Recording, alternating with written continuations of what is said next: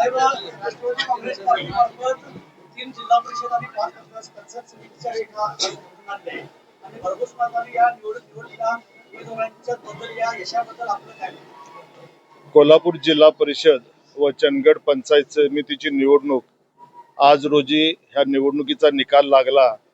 आणि खऱ्या अर्थानं आज 4 जिल्हा परिषदपैकी 3 जिल्हा परिषदवरती राष्ट्रवादी काँग्रेस पक्षाच्या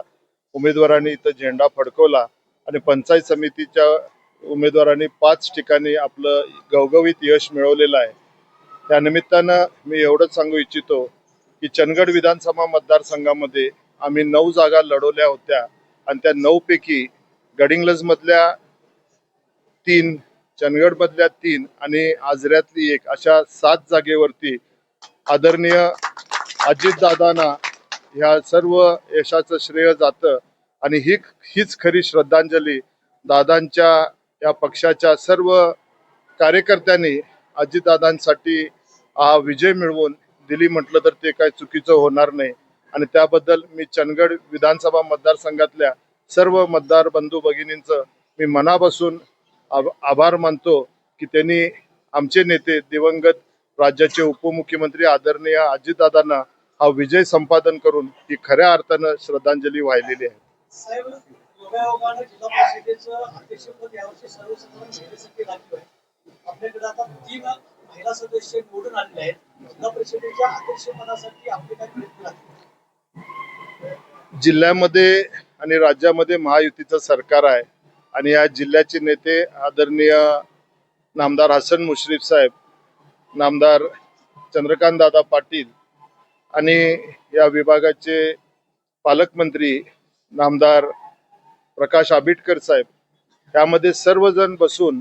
यासाठी जे काय निर्णय घेतील त्यामध्ये जरूर नक्की आम्ही ह्या 7 जिल्हा परिषद सदस्यापैकी आमच्या या चंदगड विधानसभा मतदारसंघामध्ये आपल्याला कोणता ना कोणता न्याय देतील ही भूमिका ते वटवतील अशा तऱ्हेची अपेक्षा या निमित्तानं मी व्यक्त करतो। चंदगड हा सुसंस्कृत मतदारसंघ आहे आणि ह्या मतदारसंघामध्ये ज्या तऱ्हेनं गेल्या 2024 पासून जे समाजकारण आणि राजकारणाची घडी बिघडलेली आहे, कुठंतरी सर्वसामान्य मतदारांनी दाखवून दिलेले आहे की दहशत आणि पैशावरती सगळं जग काबीज करता येते असं नाही आहे।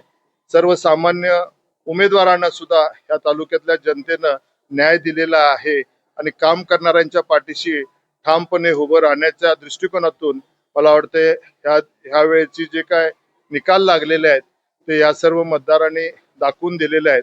की राजकीय सत्ता